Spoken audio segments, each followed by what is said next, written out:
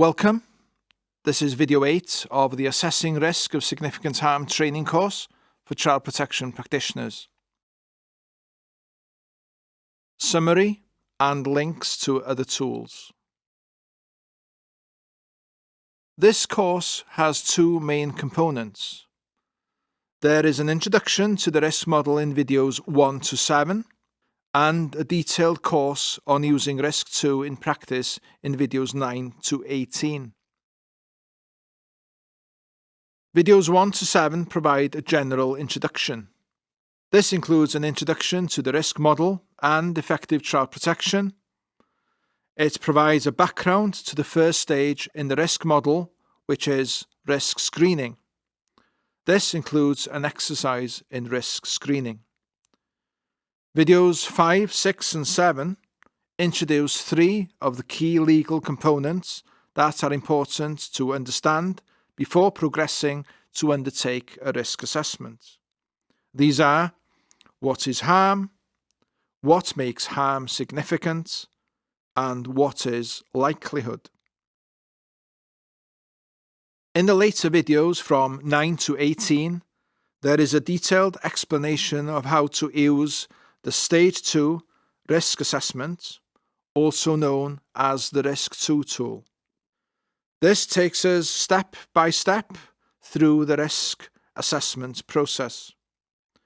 It starts by identifying harm, predicting its future likelihood, and then whether the harm is significant.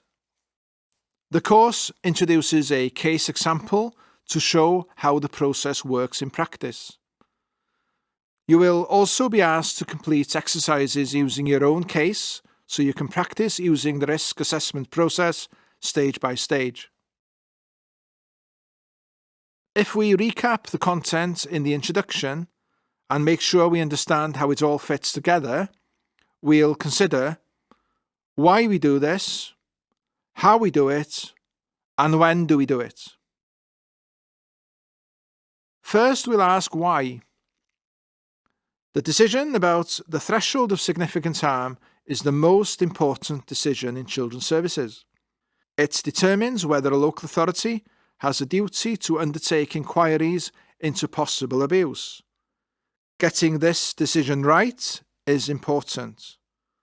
On one hand, you have the rights of families to privacy. On the other, the right of a child to be protected from abuse.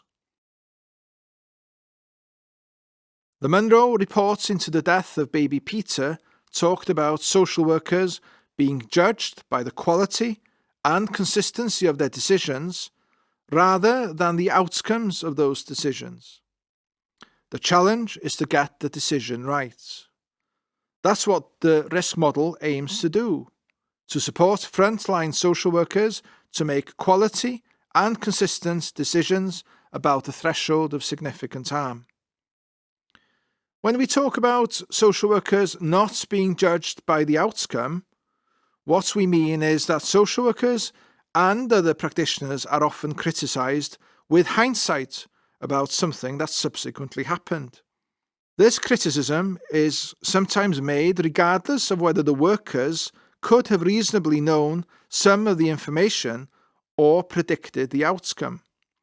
Outcomes such as a tragic death of a child are highly emotive, and it is human nature to seek an explanation why something has happened and who was to blame. The challenge is to make the best possible decision at the time, made in a way that is defendable in law, made in a way that would be consistent between workers. So if two social workers assess the same circumstances, they should reach the same conclusions. This is aided by the use of a consistent analysis and decision-making framework. This is what the risk model provides. So, how do we do this? The risk model is based on law and case law. It has used these to bring together the key aspects that indicate significant harm. Risk 1 screens all cases, essentially filtering all children on a worker's caseload to avoid any being overlooked. And if any child is identified as requiring further assessment, a second stage, more detailed assessment is available. It is a single question: do you have any concern about significant harm to this child, and can be included in all other processes. Risk 2 is a detailed risk assessment focused on significant harm. It is an analysis framework developed from law and case law. It builds the components that identifies harm, predicts its future likelihood, and then considers whether that harm is significant or not. For assessment of risk to an unborn child, there is a pre-birth version of Risk 2. As the child is not yet born, this is a predictive assessment about the harm the child may face when born. It is similar to the Risk 2 structure, but modified for the predictive focus of a pre-birth assessment. It also provides an additional pre-birth risk assessment supplement, which can be used to further support the assessment. Risk 2 is supported by additional tools. The most important for Risk 2 is the Significant Harm Checklist. It was originally developed to assist practitioners to complete Section 7 in Risk 2, where the significance of harm is explored. The Significant Harm Checklist helps with the identification of two of the features of significance. These are seriousness or severity of harm, and secondly, the additional meaning or inference to the harm. Risk 2 is supported by other tools that can be used to provide a specific focus. These include tools for areas such as parental capacity to change, tools to assess neglect, substance misuse, and domestic violence. So when do we use the risk model? Let's ask ourselves, when do we need to consider whether there is a risk of significant harm? In children's services, we do this constantly. Every time you receive new information on an open case, you ask the question. This is often done automatically and informally. At other times, the question is considered more formally. When new referrals arrive, there is some screening. When there are child protection processes, of course, a much more formal analysis is undertaken. As we build our understanding of significant harm, we become increasingly better at making these decisions informally and quickly. When we looked at risk screening, we indicated this could be done in preparation for formal supervision. In that example, all cases are screened in the case there is an indication of significant harm and further assessment is necessary. This guards against the tendency for supervision discussions to only favour those problematic cases, pressing tasks, and high-risk cases proceeding to court. In such situations, many of the other children on the caseload are not discussed. Regular screening also removes the need for external triggers, such as referrals from other agencies to alert us about significant harm. Screening avoids some of the problems that occur when we get used to some of the problems facing our families and become immune to the information we receive about them. So risk screening should be formalised into a routine and regular process, and all cases should be screened. Supervision meetings provide an opportunity for this to take place in many organisations. You can also ask the question about indication of significant harm in other reviews and meetings.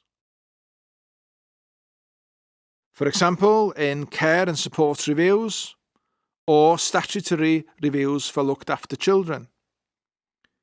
For children who are looked after, whilst they may already be in care, it does not mean that they are no longer at risk of significant harm. New risks need to be managed as children grow up and encounter changing social circumstances. Risk 2 is usually completed when there is a need to clarify the question of threshold. For example, in certain legal planning situations. Risk 2 can also be triggered from Risk 1 screening. Risk 2 is most often associated with child protection processes, such as child protection investigations, called Section 47 inquiries, and are used in some local authorities to prepare social work reports for case conference. In the introduction videos, we introduced the 3 main legal concepts that are used in threshold decisions and will feature in the detailed explanation about the use of Risk 2. These are harm, significance, and likelihood.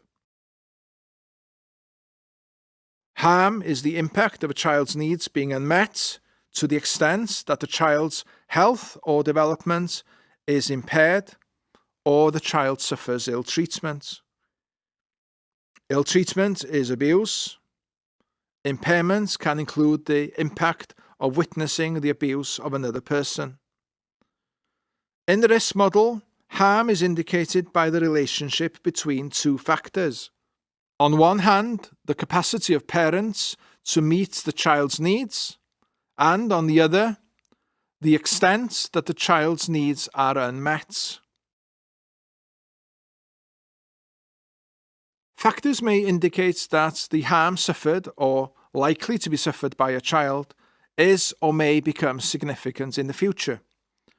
In law, significance is determined by comparing a child with what would be reasonable to expect of a similar child. Case law helps us understand this more practically. Significance is indicated by the severity or seriousness of the harm and in the additional meaning inferred. In the risk model, significance is explored by identifying possible indicators of seriousness and additional meaning. It is not only current harm or existing significant harm that must be considered, but also the likelihood that it could happen in the future. Case law reminds us that in suggesting something is likely in the future, there has to be a real possibility that this will happen, and for that to be based on evidence. It reminds us that future harm is something feared rather than established as fact. There is always uncertainty in predicting future significant harm. And if this prediction is linked to making decisions that may be difficult to reverse, such as removal or adoption, you should ask why a decision is needed now. Why not wait for more evidence to emerge that makes the predicted harm more likely? Case law identified future emotional harm as difficult to predict. Some children are more resilient, and the effects may not be as predicted. The question of why now, why not wait, is particularly relevant to cases of emotional harm. So how does all of this fit together? The risk model is progressive. It includes 2 main forms. These are Risk 1 and Risk 2. These represent the 2 main processes.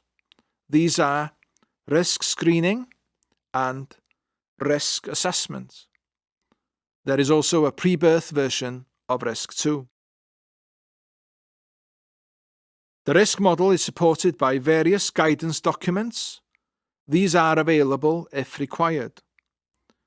For example, there is guidance to both the use of Risk 1 and Risk 2, and to specific issues such as disguised compliance.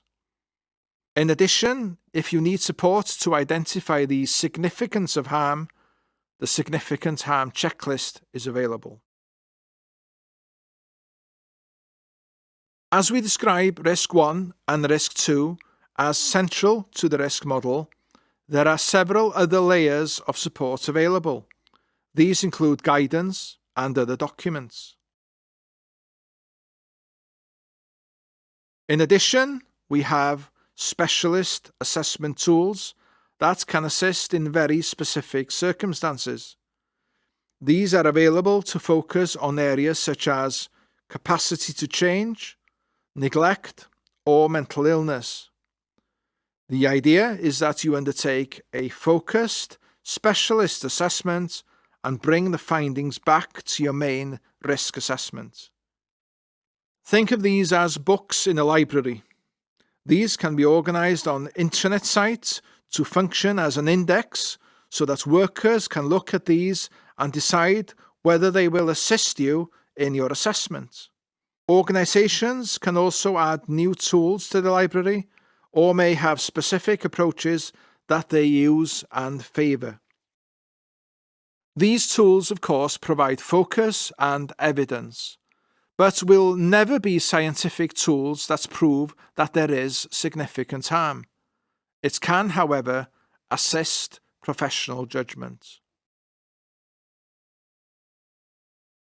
Once you have worked through video 8 of the Assessing Risk of Significant Harm course, please progress to the next part, which is video 9. Video 1 to 7 presented an introduction to the risk model, and this video, video 8, has summarized the key learning points covered. In video 9, we introduce a case example that is used during the remainder of the course and explains how the Stage 2 risk assessment is structured.